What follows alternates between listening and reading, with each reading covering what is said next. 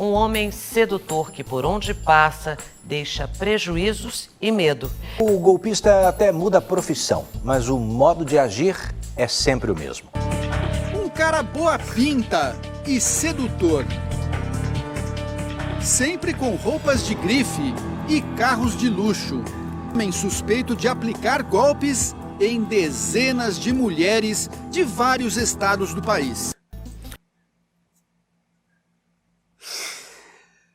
Ai, introduzindo o próximo SBS. Legal que na parte do carros de luxo, aproveitaram para comentar isso aqui, ó. Eu num carro, literalmente num carro de luxo. Mas isso resumidamente era numa concessionária, eu só tinha entrado para tirar onda com o carro. Pra quem não sabe, esse vídeo foi postado no Brothers do Bandeira A Renascença no Facebook, para quem quiser acessar lá depois e ingressar no grupo. Só cuidado, um aviso de cuidado aí com a sua sanidade mental. Inclusive, essa semana tivemos o anúncio da volta do mangá de Hunter x Hunter. Uau!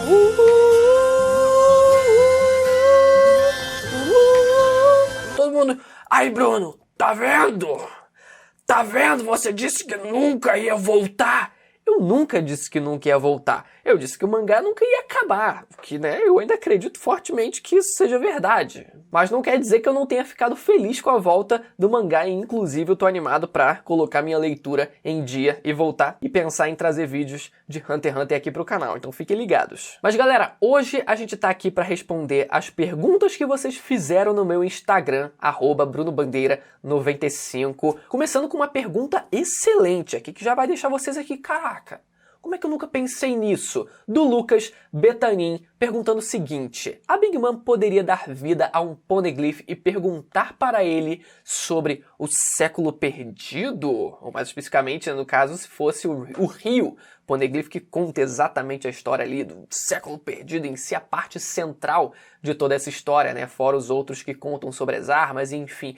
E você para e pensa, caraca, será que era possível? Só que quando a gente pensa um pouquinho, ali a gente fica, putz, realmente não é possível. Porque por mais que a gente possa imaginar que talvez a alma da Big Mom sendo inserida no objeto, a princípio, só ficasse lá de boa, tipo, só uma parte da alma da Big Mom em cima de dentro de um objeto, que por mais que seja muito importante, não quer dizer nada, nada mais é do que um objeto, só que objetos, eles também podem emitir vozes. Inclusive, foi dessa forma que o Roger ele conseguiu encontrar o Poneglyph de Skypiea. Ele até fala, pô, foi muito fácil encontrar esse Poneglyph, essa pedra, porque ela emite vozes muito fortes. E a partir disso você pensa, peraí, mas e se de repente a alma da Big Mom que foi inserida no Poneglyph consiga conversar com as vozes que são emitidas de dentro do Poneglyph? Caraca, o bagulho é doido.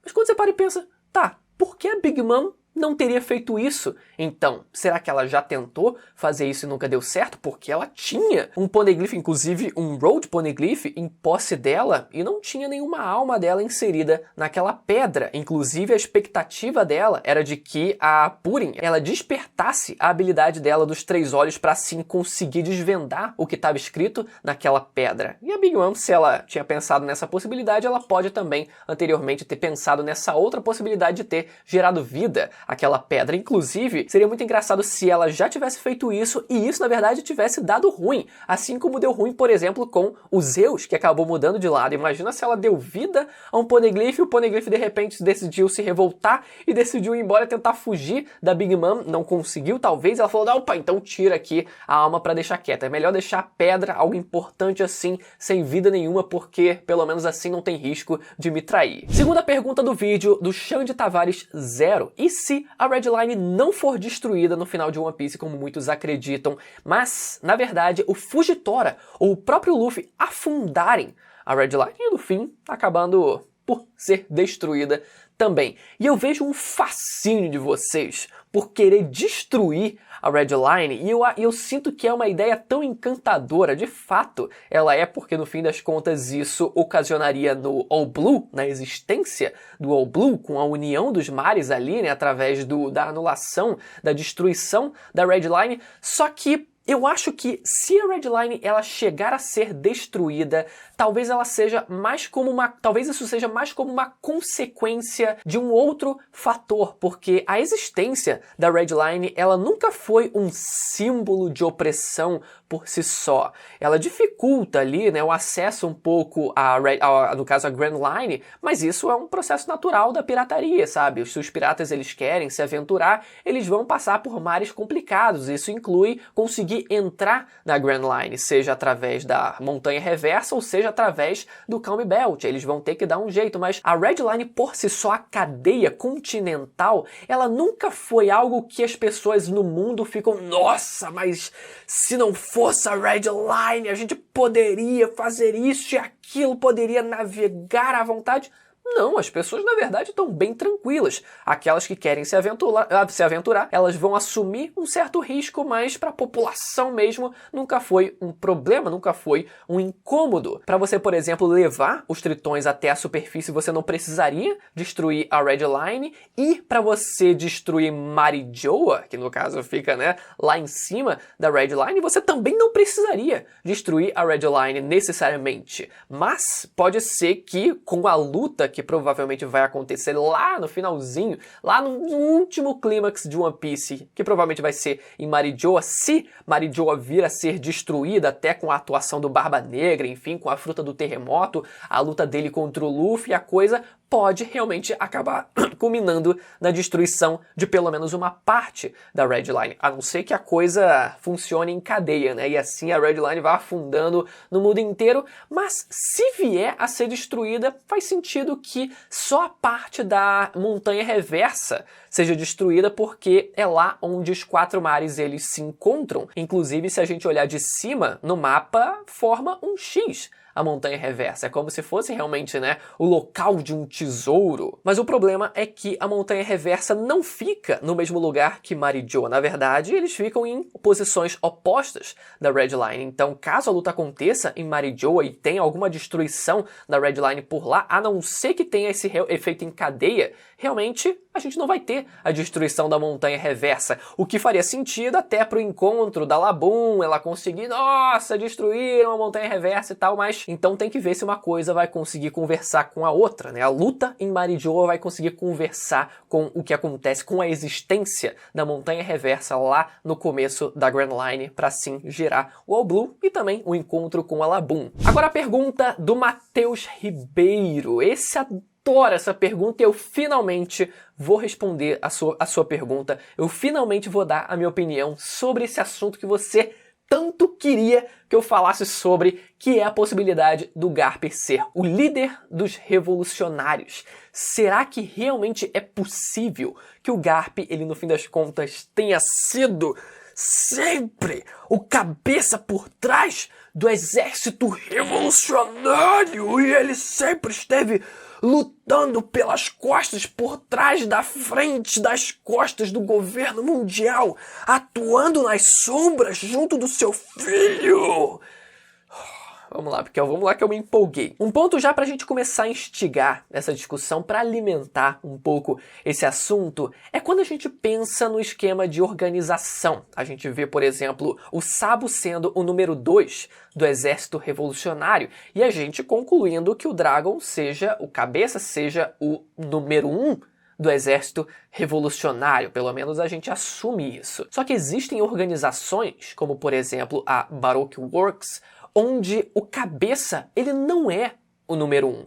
Existe um número 1, que é o Mr. One, mas o real cabeça da organização é o número 0, é o Mr. Zero, no caso, o Crocodile. Então imagina se, por exemplo, o Sabo sendo o número 2, o Dragon sendo o número 1, mas existindo um número 0 na organização e esse sendo o Garp. Ou até, por exemplo, o Dragon sendo o número 0 e tendo alguém entre o Dragon e o Sabo, que é o menos improvável, mas enfim. Caraca, você já começa a criar expectativa. Só que o que eu acho é que existe realmente uma necessidade. uma necessidade dos fãs do Garp em quererem de qualquer forma que ele aquela esperança de que ele no fim sempre estivesse lutando contra o governo mundial, que ele realmente nunca tenha sido aquele cara que ficou anos e anos na organização e mesmo tendo o poder e a influência para tentar fazer alguma coisa, nunca chegou a mexer os pauzinhos, sempre ficou de forma passiva durante toda a sua carreira, por mais que ele não tenha assumido a posição de almirante para não obedecer diretamente os tenryubitos, ele sempre ficou de forma passiva, não fez nada para tentar mudar o sistema. Então essa sensação de isso não pode ser possível move o coração dos Garptards e faz eles acreditarem que não é possível, talvez ele seja o líder do exército revolucionário. E o que eu acho, galera, é que isso talvez não fosse o melhor para o Garp se tratando da relação dele com o Dragon, porque eu acredito muito que a relação do Dragon e do Garp ela tenha sido meio que extinguida, tenha tido todos os atritos que eu acredito que teve, justamente pelo fato do Garp ser muito passivo em tudo o que acontece dentro da Marinha e dentro do governo mundial, mesmo com ele tendo a possibilidade de fazer alguma coisa, ou pelo menos tentar fazer alguma coisa. Eu acho que muito dos problemas que o Garp e o Dragon tiveram ao longo da vida girou em torno disso. Porque a forma como eu imagino o passado do Garp é o Garp ele tendo feito o possível para que o Dragon ele fizesse parte, seja da instituição da Marinha, seja da instituição do governo mundial, como um membro de alguma Cyberpol. Inclusive, eu acho muito mais provável que ele tenha trabalhado diretamente no governo mundial do que para a Marinha. Afinal, ele era um cara muito menos visado, e os agentes do governo, eles naturalmente são muito menos visados do que os marinheiros, que aparecem muito mais e são a linha de frente do governo mundial, têm a sua imagem muito mais exposta do que os agentes do governo. Então ele já era um cara muito oculto, então faria muito sentido o Garp, na sua vontade de colocar o seu filho para trabalhar na mesma instituição que ele, ou pelo menos algo próximo disso, tenha mexido os pauzinhos para que o Dragon ele trabalhasse como um agente do governo. Inclusive, o próprio Akainu, ele chama muito o Luffy pelo termo filho do Dragon, como se o Akainu ele tivesse tido uma relação mais direta com o Dragon. Talvez eles realmente tenham se conhecido no passado, afinal eles têm exatamente, se eu não me engano, a mesma idade, então faz sentido que eles tenham ali trabalhado relativamente próximos um do outro, ou tenham se conhecido durante as suas profissões, enfim, durante as suas jornadas, cada um na sua instituição. Mas o que eu acho é que a relação entre eles degringolou de vez, principalmente em God Valley, onde o Garp ele defendia os tenryubitos diretamente da ameaça que era o Shebek. Mas isso talvez tenha feito o Dragon repensar, tipo, por mais que o Garp ele tenha sido visto como o herói que defendeu God Valley e protegeu os tenryubitos, cara, ele estava protegendo escravagistas. E isso talvez não tenha descido ali na garganta do Dragon e ele tenha tido uma imagem completamente oposta do pai dele. Como é que você pode se considerar ser chamado, aceitar ser chamado de herói quando você estava defendendo pessoas que defendiam e praticavam a escravidão? E eu acho que é justamente por essa frustração e essa decepção e esse desgosto que o Dragon ele criou com o pai dele, que fez com que o próprio Garp hoje em dia não tenha vontade de falar sobre esse assunto, mais do que só, é um assunto muito oculto que o governo tentou apagar. Mas ele se aliou com o Roger, isso era algo que a população não podia saber porque ia ficar feio um marinheiro se aliar com um pirata para derrotar uma ameaça maior. As pessoas iam começar a pensar, os piratas talvez não sejam tão ruins assim. Mas mais do que isso, eu acho que esse é o principal motivo para o Garp ele não gostar de falar, de tocar nesse assunto. Além da possibilidade de, caso o Dragon realmente tenha trabalhado dentro do governo mundial, ele ter tido a oportunidade, por alguma circunstância não proposital, acabar descobrindo a existência de Im-sama, que é a pessoa que governa pelas sombras. É a pessoa que senta no trono vazio, que é a grande mentira que o governo mundial conta para o mundo, para os outros reis, para as outras nações e para o mundo inteiro. Então pode ser que ele, tendo trabalhado no governo, tenha tido acesso a essa informação, acabou descobrindo algo que ele não deveria ter descoberto, que era a existência de Im-Samar, e talvez isso tenha contribuído ainda mais para ele falar, cara, não tem como eu mudar as coisas dentro do sistema. Eu tenho que sair do sistema, conseguir adquirir mais poder e mais influência para que assim eu possa bater de frente com esse sistema de fora, porque de dentro eu não tenho como eu fazer nada.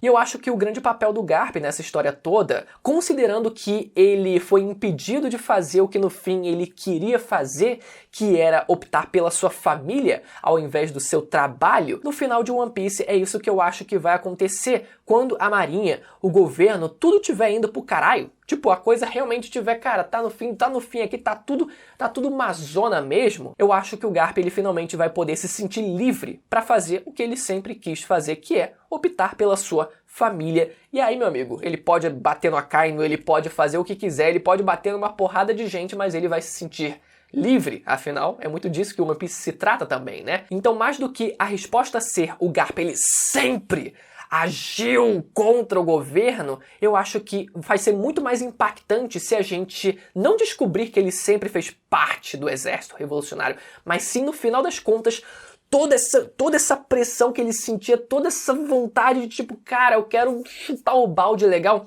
finalmente acontecer no final de One Piece, quando ele finalmente poder se sentir livre para poder chutar o balde o quanto ele quiser. Enfim, galera, espero que vocês tenham gostado do vídeo, lembrando que toda semana tem vídeo comentando o mangá e o universo de One Piece aqui no canal, então se você caiu de paraquedas, aproveita para se inscrever, ficou até o final, não é inscrito, aproveita para se inscrever e ativar o sininho para não perder a notificação dos vídeos que saem toda semana aqui no canal, beleza? Até a próxima, tchau!